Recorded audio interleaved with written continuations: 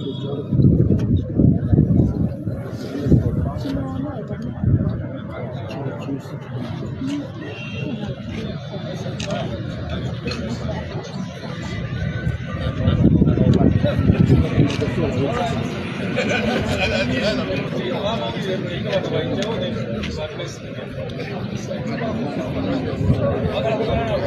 press, we just had an open, candid and friendly discussion with the EU delegation.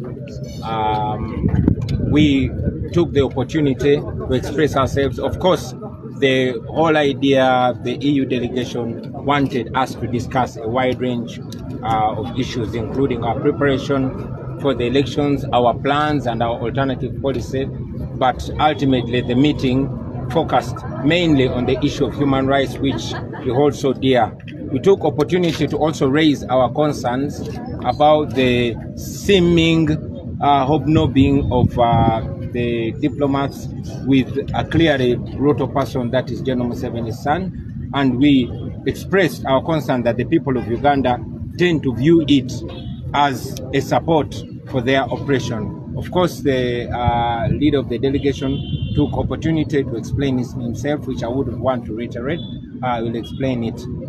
So it was a productive conversation. I took opportunity to also raise the plight of our brother Eddie Mutwe, who is rotting away in jail. And I mentioned that it would go a long way helping him out if the voice of the development partners is raised to save his life and ensure that he gets urgent, specialized treatment. We thank you and Your Excellency. Thank you very much, Honourable. Well, my name is Jan Szadek. I'm the European Union Ambassador. We have had a meeting this morning here with the NUP President and his team, together with the European Union Member State ambassadors. And this we have done in a series of meetings that we are pursuing with all the political parties. So we have met with NRM, now we are meeting with NUP, and we will proceed also with the other political parties. And why are we doing this? Well, because this is an important year. Uganda is heading for elections next year in 2026.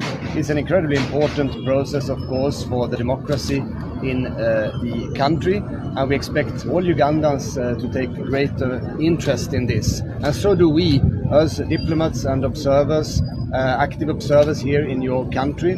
We follow very closely what is happening in the country this year. Together with the NUP leadership, we have discussed the conditions, the status of affairs in Uganda and how this will affect the elections next year. We have seen this year that there has been some violence around the by-elections in Kawempe North, and we have discussed and expressed our concern about that, as well as lately kind of interventions by the security forces against team members of the NUP president, and we have expressed our concern about that as well.